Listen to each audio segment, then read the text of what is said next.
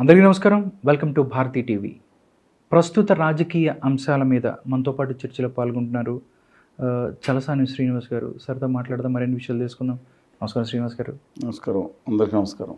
నిన్న ఒక ఛానల్కి ఇచ్చిన ఇంటర్వ్యూలో కేసీఆర్ గారు మాట్లాడుతూ, అంటే పక్క రాష్ట్రాన్ని రాజకీయాలకి సంబంధించి మాట్లాడుతూ, ఎవరు అధికారంలోకి వచ్చే అవకాశం ఉంది అన్న ప్రశ్నకు కేసీఆర్ గారు మాట్లాడుతూ, జగన్మోహన్ రెడ్డి అధికారంలోకి రావచ్చు సమాచారం ఉంది అని మాట్లాడారు. అంటే దీన్ని ఏ విధంగా చూడొచ్చు అనేది రకరకాల దానికి సంబంధించి కేసీఆర్ గారు వ్యాఖ్యల మీద మాట్లాడుతూ ఉన్నారు. మీరు ఏ రకంగా చూస్తారు? సీరియస్ తీసుకోవాల్సిన పని లేదు. అంటే ఆయనకి ఏం సమాచారం ఉంది? ఆయన విచిత్రంగా మాట్లాడితే మనం ఆశ్చర్యపోవాలి. కానీ 2014 ఏం చెప్పారు ఒకసారి చెప్పండి. కానీ ఎన్నికలైన వెంటనే ఏం మాట్లాడారు? నా దగ్గర సమాచారం ఉంది, అక్కడ జగన్ అధికారంలోకి వస్తున్నారని చెప్పి 2010 వీడియో వేయండి ఒకసారి కావాలంటే. అంటే మీరు యూత్ కాబట్టి ఆ రోజు జూన్ ఉన్నాను కదా, ఆ రోజు కూడా స్పష్టంగానే చెప్పారు జగన్మోహన్ రెడ్డి గారు అధికారంలోకి వస్తున్నారని. 2014లో కూడా 2014 80% జగన్మోహన్ రెడ్డి అధికారంలోకి వస్తానని చెప్పేశారు ఆయన. అంటే కొత్త ఉందండి. పైగా మేము తుక్కుగా అవతలను ఓడిస్తున్నాం, గెలుస్తున్నాం అని చెప్పి 2009 ఎన్నికల్లో మహాకూటమి అప్పుడు రాజకీయ నాయకులు అలాగే మాట్లాడతారు. కానీ పక్క రాష్ట్రం చూడబడతాం అనేది ఏం జరుగుతుంది? మేమంటే రాష్ట్రం తెలుగు జాతి మొత్తం కావాలనుకున్నా ఎక్కడికి అనవచ్చు. కానీ అక్కడ బీఆర్ఎస్ పార్టీ పెట్టారు. మరి ఆయన పార్టీకి సీట్ వస్తే ఆ పార్టీ ఎక్కుందో లేదని అడగాల్సింది. అంటే నేను మీరైతే అడిగేవారేమో కాదు సార్. బీఆర్ఎస్ పార్టీ పెట్టారు, తోట చంద్రబాబు ఉన్నారు, ఆ పార్టీ అధికారంలోకి వస్తున్నారు అదని అడిగితే అప్పుడు అయిపోయి ఉండేది. నేను తప్పంటలేదు. ఒక ప్రాంతీయ పార్టీ అనేది తెలంగాణ రాష్ట్రం పేరు మార్చుకుని ఆయన తప్పు చేశారు. ఎన్టీ రామారావు ఏదో తప్పు చేయలేదు. భారతదేశం పెట్టాలని ఢిల్లీ వెళ్ళారు. దేవిలాల్ గారు అన్నారు, అన్న మీరంటే మాకు దేవుళ్ళ గౌరవిస్తాం, ఏజ్ ఎలా ఉన్నా సరే ఆయనతో, రామారావు గారితో ఆ రోజు చెప్పింది. ఇప్పుడు మాందరితో తగు ఎందుకు నీకు, నువ్వు తెలుగు జాతి అని మిగతా వాళ్ళు కూడా పెద్దలు కూడా చెప్పారు, దేవినేని సీతారామయ్య గారు అందరూ. అందుకని తెలుగు దేశం నుంచి భారతదేశం పార్టీగా మార్చాలని ఆలోచించారు. ఆయన దగ్గర కేసీఆర్ గారి దగ్గర డబ్బులు లేవు.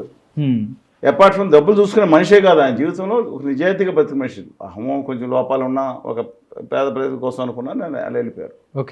కానీ కేసీఆర్ గారు అహం బ్రహ్మశిలా మారి వాడు తప్పే లేదండి. మోడీ గారు వెళ్ళి అమెరికాలో ట్రంప్కి ఔరేక్బారని ఎన్నికల ప్రచారం కూడా చేసి వచ్చాడు. అక్కడ ఈయన ప్రచారం చేయాలి, అంతవరకు కామెంట్ చేశారు. చేయాల్సిన పని లేదు. ఆయన ఆప్తమిత్రుడిగా ఆయన అనుకున్నప్పుడు ఆయన నెగ్గాలని అనుకుంటే తప్పలేదు. అంటే ఇప్పుడు దాకా సార్ నా ఆలోచన ఏంటంటే, నేను అనుకుంది ఇప్పుడు దాకా దగ్గరగా 10 దాకా సర్వేలు వచ్చినాయి, కానీ అన్నీ కూడా కూటమికి అనుకూలంగానే వచ్చాయి. బట్ ఎక్కడి నుంచి వచ్చింది ఏంటో తెలీదు. కూటమి నేషనల్ సర్వీస్ ఇంకొక 8 సర్వీస్ వారికి అనుకూలంగా వచ్చింది వాళ్ళేస్తున్నారు. అవును, నాణ్యాన్ని ఒకవైపు చూడకూడదు, రెండో వైపు కూడా చూడమని చెప్తారు కదా సినిమా. అవును సార్, అటు ఇటు కూడా వచ్చినాయి. నాగన్నా సర్వే కాకుండా మిగతా నాకు తెలిసి చాలా నేషనల్ ఎక్సో లేదా ఇండియా టీవీ అన్ని వచ్చినాయి కదా. 19 సీట్లు 23కి 24 సీట్లు అని ఇచ్చారు కదా. అవునండి, ఎంపీ సీట్లు వైకాపాకి. అవును, అవి వచ్చినాయి. ఇక్కడ కొన్ని సర్వేలు వచ్చినాయి. డిఫరెంట్. సార్, మీరు కొన్ని రోజుల నుంచి తిరుగుతున్నారు, అంటే ఆంధ్రప్రదేశ్లో తిరుగుతున్నారు, గ్రౌండ్ లెవెల్లో తిరుగుతున్నారు.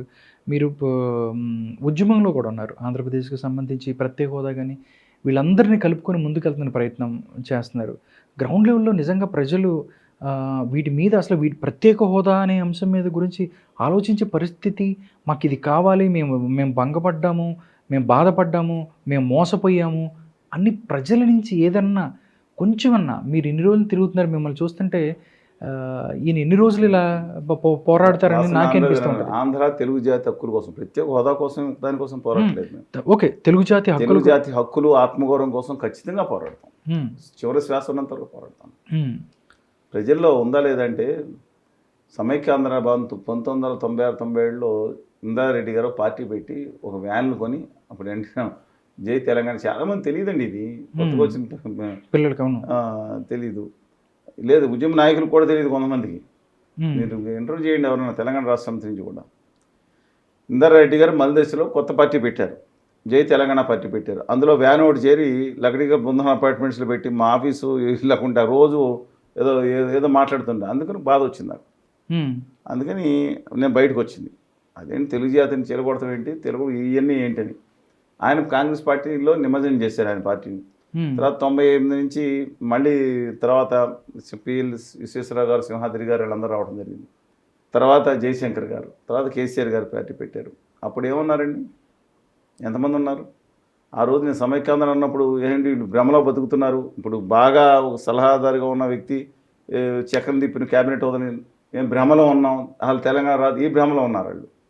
నాకు అండర్స్టాండింగ్ ఉంది. దాదాపు 10 పుస్తకాలు రాశాను. రాష్ట్ర చరిత్రలో కాంటెంపరీ పాలిటిక్స్ మీద దానికని రీసెర్చ్ అండ్ డిఫరెన్స్ బుక్ ఈ అంశాల మీద ఉన్న ఒక్కళ్ళు రాయలేదు ఈ 100 సంవత్సరాల చరిత్రలో. రీసెర్చ్ అండ్ డిఫరెన్స్ బుక్స్ రాశాను, నేనే రాశాను, పబ్లిష్ చేశాను, 10 పుస్తకాలు చేశాను.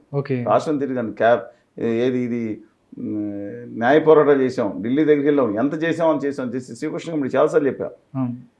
1,27,000 అప్లికేషన్ వస్తే మా విజ్ఞాపనలు వచ్చినాయి. కాంగ్రెస్ పార్టీ, తెలుగుదేశం, తెలంగాణ రాష్ట్ర సమితి, తెలంగాణ విద్యావంతుల వేదిక, జేఏసీ, కోదండరామ్ గారి దగ్గర నుంచి మాతోనే ఈ దేశంలో హైదరాబాద్లో డిస్కషన్ మొదలుపెట్టారు జస్టిస్ శ్రీకృష్ణ కమిటీ.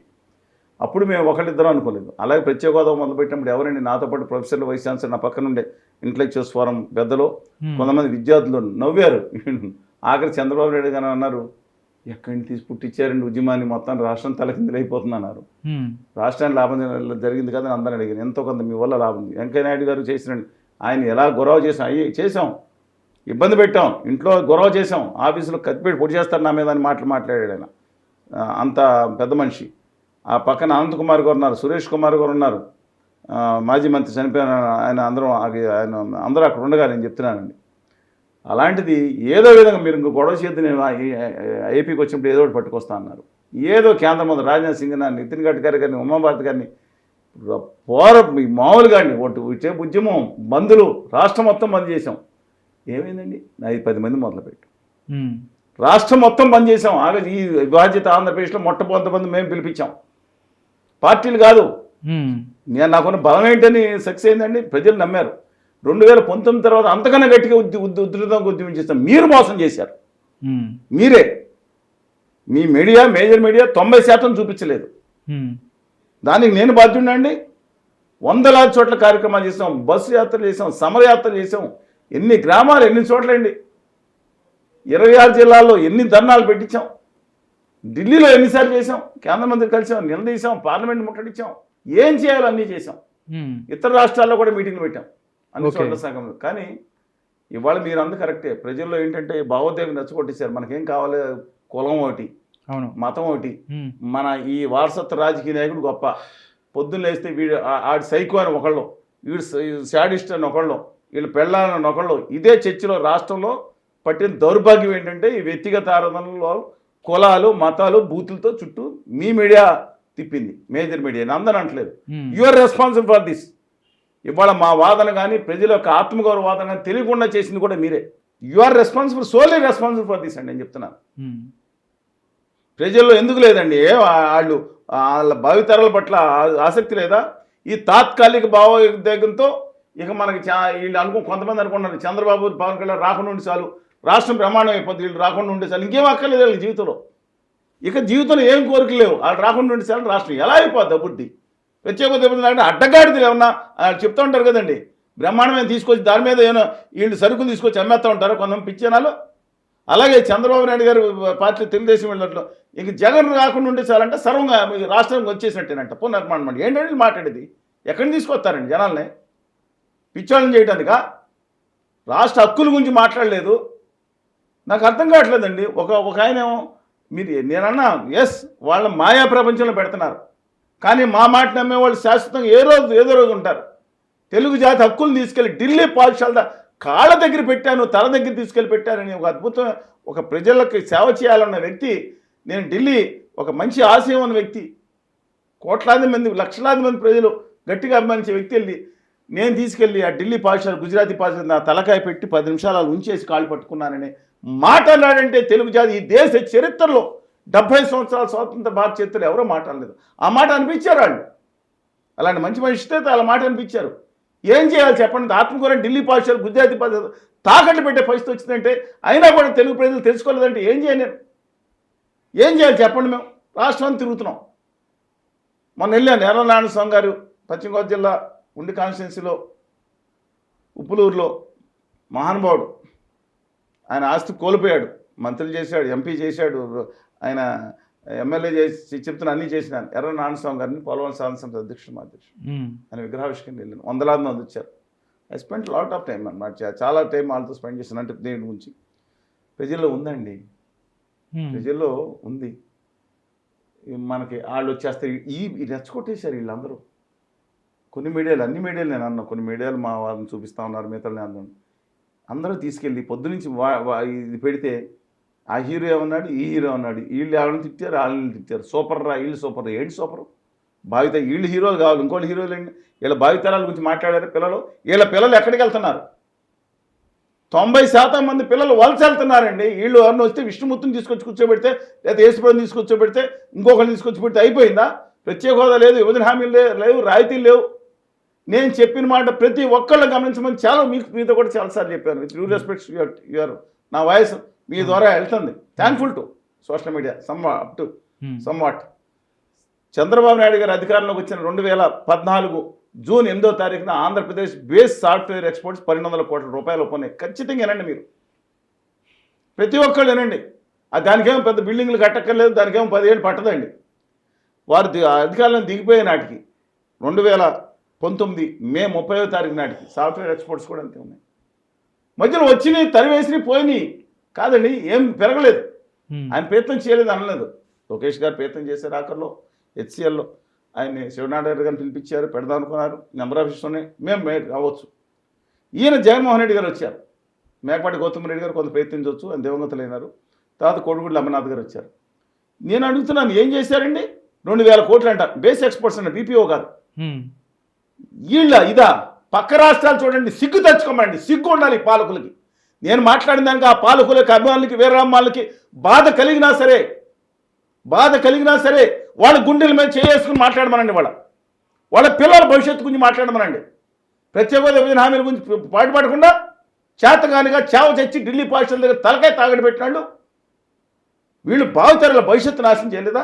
ఈయన వచ్చాడు జగన్మోహన్ రెడ్డి గారు, 20 సీట్లు ఇస్తే మొత్తం తీసుకొస్తాను. ఈయనేం చేశారు?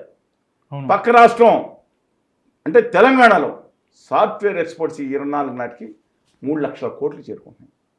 ఆ పక్క రాష్ట్రం సరిహద్దు రాష్ట్రం తమిళనాడులో 3.5 లక్షల కోట్లు. ఆ పక్క రాష్ట్రం కర్ణాటక 4 లక్షల కోట్లు పైబడి.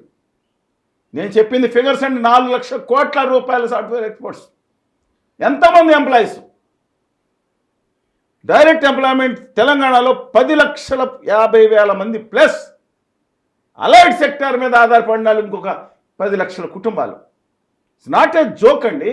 అంటే ఇప్పుడు సింగులర్గా కొత్తగా వచ్చిన యూత్ ఉంటారు కాబట్టి 2.5 అంటే దాదాపు మీకు ఎటు చూసినా సరే దాదాపు 30 లక్షల మంది దాని మీద ఆధారపడి పనిచేస్తుంటే ఆంధ్రప్రదేశ్లో 2,000 కోట్లు 3,000 కోట్లు ఏంటండి ఇది? పక్కన ఒరిస్సా వెనకబడిపోయింది. ఒరిస్సా వాళ్ళు అడవులు ఉన్నారు, లేదా ఉత్తరాఖండ్ కొండల్లో ఉంది. వాళ్ళు ఆంధ్రప్రదేశ్ కంటే ఎక్కువ చేత కాదా? మీకు తెలియదండి? మన ఆంధ్రప్రదేశ్ కుర్రాళ్ళు పనిచేయరా? తెలుగు వాళ్ళు రండి, వెళ్దాం. నేను సియాటిల్కి వెళ్తానండి, అమెరికాకి గురుగాం తీసుకెళ్తానండి, హైదరాబాద్ రండి, బెంగళూరు రండి. తెలుగు వాళ్ళు అత్యధికులు ఉన్నారు. సాఫ్ట్వేర్ కెపాసిటీ తక్కువ ఉందా మన వాళ్ళకి? అందులో అత్యధికులు కోస్తా రాయలసీమ వాళ్ళు. వలసపోతుంటే వీళ్ళు ఏం చేయకపోతే వాళ్ళని సుంట శాడిస్ట్ అంటాం, సైకో అంటాం, దీని మీద చర్చలు పెడతాం. హత్యల మీద ఖచ్చితంగా అండి. హత్య రాజకీయాలు, దొంగ రాజకీయాలు, దుర్మార్గ రాజకీయాలు. నేను చెప్తున్నాను, నేను ఇవాళ మాట నా మీద కోపం వస్తుంది జనాలకి. నేను ఏ పార్టీ ఓటేయమంటాను కూడా ఆఖరిని చెప్తాను మీకు ఇంటర్వ్యూలో. చెప్తాను, కానీ నేను చెప్తున్నా మీద కోపం వస్తుంది. కానీ మాట ఏమన్నా ఎందుకంటానంటే రాష్ట్రం నాశనం అయిపోయింది, శ్రీలంక అయిపోయింది, వెంజువల్ అయిపోయింది. 13,000 ఇస్తాడు, ఏది అమ్మఒడికి అన్నారు, 10,000 ఇస్తారు ఆటో డ్రైవర్కి అన్నారు. నిజమేన అనుకుని చాలామంది జనం రాష్ట్రం నాశనం అయిపోయింది, అప్పులు వచ్చేసింది అన్నారు. నేను అడుగుతా ఉన్నాను, చంద్రబాబు నాయుడు గారు విజనరీ లీడర్గా పేరు కంచారు. ఎవరు ఒప్పుకున్నా చక్కని తిప్పిన మనిషి 96లో డెఫినెట్గా హైదరాబాద్ సాఫ్ట్వేర్ ఎక్స్పోర్ట్స్కి పునాదేశనాళ్ళు చాలా ముఖ్యులు. స్టేజ్ వరకు తీసుకెళ్ళారు. తర్వాత రాజశేఖర రెడ్డి గారు, తర్వాత కేటీఆర్ గారు ఇంకో స్టేజ్ తీసుకెళ్తారు, రేవంత్ రెడ్డి గారు ఇంకా పైకి తీసుకెళ్ళవచ్చు. కానీ ఆంధ్రప్రదేశ్లో ఎలా దేశ ఫెయిల్ అయిన తర్వాత సంగతి అండి. 13,000 అయితే 15,000 ఒక మనిషి చొప్పున. ఎంతమంది పిల్లలు ఉంటే వాళ్ళకి 4 పిల్లలు ఉంటే 60,000. ఎలిజిబుల్ అవ్వదా? సంపద సృష్టిస్తాం మేము, పాత అవినీతి చేస్తున్నాం అని ఈ జగన్మోహన్ రెడ్డి గారు మీరు ఎందుకు ముందు ఎలా చేస్తారంటే సేమ్ మాట చెప్పారు. వీళ్ళు కూడా సేమ్ మాట చెప్తారు. అంతేకాదండి, మనిషికి నిరుద్యోగపతి 3,000 4,000 3,000 ఇస్తానంటాను, 4,000 పెంచొచ్చాము. వాలంటీర్లకి ఇవాళ యువత నేను చెప్తున్నాను, యువత కూడా కోపం రావచ్చు. యువతకి ఉపాధి అవకాశం లేకపోతే ఏం చేస్తారండి, ఈ వాట్సాప్ థమ్సప్ పట్టుకుంటారు ఇంట్లో. నిజం చెప్తున్నాను, మీరు రండి నేను చూపిస్తాను. యువత ఏం చేస్తున్నారు, ఉద్యోగాలు లేక ఎంత బాధపడుతున్నారు. వాళ్ళకి 5,000, వాళ్ళకి జనం తిట్టుకోవచ్చు, 5,000 రూపాయలు ఇస్తే ఎంతమంది ఉన్నారండి వాలంటీర్లు? నేను చెప్పిన దానికి కళ్యాణ్ బాబు గారికి, చంద్రబాబు నాయుడు గారికి బాధ రావచ్చు, మోడీ గారు కూడా రావచ్చు. వాళ్ళకి 5,000 ఇచ్చి పని తీసుకుంటున్నారు అంటే కొంత సోషల్ రెస్పాన్సిబిలిటీ. వాళ్ళు ఎవడు దుర్మార్గం చేశారంటే, ఒక ఢిల్లీలో ఉన్న అధికారులు 2 లక్షలు జీతం తెచ్చుకున్నట్టు కూడా మానసిక దౌర్బల్యాలు ఉంటాయి. వీళ్ళు కింద పాపం ఉన్నారు కాబట్టి కొంచెం ఎక్కువ ఉండవు చెప్తున్నాను. కానీ వాళ్ళకు ఒక రోజుకో పని ఉంది కదా, పని ఏం లేకుండా 3,000 4,000 తర్వాత ఇంకో వచ్చింది, ఇంకోటి వచ్చి 5,000 అంటారు. మీకు అర్థమైంది కదండి. ఖాళీ టైంలో చదువుకోవచ్చు, ఐఏఎస్ ప్రిపేర్ అయ్యే వాళ్ళు నిజంగా చేసేవాళ్ళు కొంతమంది ఉంటే నో ప్రాబ్లం. కానీ ఎవరు ఎక్కడ తీసుకెళ్ళిపోతున్నారు? 3 గ్యాస్ సిలిండర్ ఫీల్ సంతోషం. వీళ్ళ పాటు ప్రతి 18 ఏళ్ళు దాటిన ప్రతి మహిళకి 1,500 రూపాయలు ప్రతి మహిళకి అన్నారు. బిలో పావర్టీ లేని తర్వాత సబ్జెక్టు కండిషన్స్ అని ఏదో టీవీ అడ్వర్టైజ్మెంట్ వస్తాయి కదా, తర్వాత 55 ఏళ్ళు దాటిన ప్రతి బీసీ మహిళకి నేను పాల్గొలో చూశాను, మొత్తం అడ్వర్టైజ్మెంట్ చేస్తూ తిరుగుతున్నారు. నేను తప్పనట్లేదు, ఆ పనులకు అవసరం అయితే ఇంకా ఇవ్వాల్సిందే. కానీ మాటలకు రివర్స్ అయిపోతే ఎలాగండి? భవిష్యత్తు ఎవరు చూసుకుంటారన్నా? పర్వాలేదు, వచ్చేది భవిష్యత్తు ఎట్టా వస్తుంది? ప్రత్యేక హోదా విభజన హామీలు రావాలి, రాయితీలు రావాలి, అక్కడ ఇండస్ట్రియల్ కారిడార్స్ రావాలి. ఎందుకు లేదు? కాదు, ఇప్పుడు కేంద్రంతో బాగుండాలి. నిన్న అన్న మాటను ఖచ్చితంగా కేంద్రంతో బాగుండాలి. 4 ఏళ్ల పాటు మోసి చంద్రబాబు నాయుడు గారు భుజాలు ఉంగిపోయినాయి కదండి. ఢిల్లీకి ఏంటంటే శాలువాలు మోసి, లడ్డూలు మోసి వెంకటేశ్వర స్వామి బొమ్మలు ఈయన విగ్రహాలే పెడుతున్నారు. ఈయన మోసుకెళ్తే ఇవన్నీ ఈ జగన్మోహన్ రెడ్డి గారి దగ్గర బండిలో వేసుకుని లాక్కుని తీసుకెళ్ళి ఇచ్చి వచ్చారు కదా, ఇవన్నీ ఆక్షన్ వేస్తున్నారంట. మోడీ గారు జనగా మంచి పని చేస్తున్నారు. తన దేశ విదేశానికి బహుమతిని ఆక్షన్ వేస్తే 15 కోట్లు ఎంత వచ్చినాయి, అవన్నీ తీసుకెళ్లి ఇదేంట్లో పెడుతున్నారా? ప్రజలకి ఇస్తాను అంటే ప్రైమ్ మినిస్టర్ ఫండ్ లో మళ్ళీ లక్షల వేల కోట్లు వచ్చిన దానికి జవాబుదారీ ఉండదు. సరే, ఈ టెక్నాలజీ ఇదిగో చూశాను కదా అంటారు. 10 లక్షల కోట్లు వేసుకుని ఆక్షన్ వేసాను, అది అమ్మేశాను, 15 లక్షలు వచ్చింది అంటారు. పక్క పెడదాం. లడ్డూలు తీసుకెళ్ళి ఏమి సాధించారండి చంద్రబాబు నాయుడు గారు? వినయ్, కేంద్ర ప్రభుత్వంతో సయ్యత్తుగా ఉండాలి మనం, లేకపోతే ఏం చేయలేం. ఏం సాధించారు? 100 కోట్లు మీకు పోలవరం బయటకి ఇస్తే నా కడుపు మండిపోతుంది, రక్తం మరిగిపోతుంది అంటే మిగతా డబ్బులు వచ్చినాయి. జగన్మోహన్ రెడ్డి గారు 10,460 కోట్లు తప్ప లోటు బడ్జెట్ భర్తీలో ఏం చేశారండి? ఇంత ఒబీడియంట్ కూడా సర్వెంట్ ఎవరికైనా దొరుకుతారో ప్రపంచంలో? సర్వెంట్ కేంద్ర ప్రభుత్వానికి రాష్ట్రాల హక్కులు నాశనం చేస్తానని బిల్లు మీద సంతకం పెట్టి వచ్చారు. పెద్దిరెడ్డి మిథున్ రెడ్డి గారు మాట్లాడతా మా రాష్ట్రాలు కాపాడండి. ఎలా కాపాడతాడు? నరమాంసం నుంచి పని పులికి నువ్వు ఆహారం వేసి మనిషిని నా జోలికి రావద్దు, నువ్వు మేము తినేది కదా. నేను అడుగుతాను, ఏ రాష్ట్రానికి వీళ్ళందరూ రేపొద్దున మాట్లాడితే బాధగా ఉంటుందా? గౌరవనీయురాలు షర్మిల గారు వచ్చారు, వైఎస్ఆర్ తెలంగాణ పార్టీ మాజీ అధ్యక్షురాలు, అది పొరుగు రాష్ట్రం మనకేంటి అన్నారు, వచ్చారు. వచ్చి సాక్షుల వాటాను దానికి పర్వాలేదు. ఏది ప్రత్యేక హోదా మీద రాహుల్ గాంధీ గారు కానీ ఖర్గే గారు కానీ మాట్లాడింది బిల్లులో పెట్టింది నిజంగా నేను డెఫినెట్గా వాళ్ళకి అభినందన చేసిన. ఆ రోజు ఆంధ్రప్రదేశ్ చేసిన ఏదైతే అన్యాయాన్ని సరిచేసే పద్ధతిలో ఉన్నారు. I respect. మళ్ళీ రాహుల్ గాంధీ గారు నేను 2 సార్లు మాట్లాడినప్పుడు కూడా ఢిల్లీలో మా సభలు పట్టుకున్నా, ఇక్కడ మొన్న కలిసి వచ్చిన కళ్ళలో నిజాయితీ కనపడింది. That's okay. వీళ్ళేంటి రేపొద్దున చేసేది అంటే ఒక బీజేపీ క్యాండిడేట్కి మిగతా పార్టీల క్యాండిడేట్ అనుకూలంగా పనిచేస్తున్నారు కొంతమంది. అందరు నేను అనండి, వామపక్షాలు ఒక్కళ్ళే నిజాయితీగా నిలబడి ఉన్నారు వాళ్ళ రాష్ట్రంలో హక్కుల కోసం.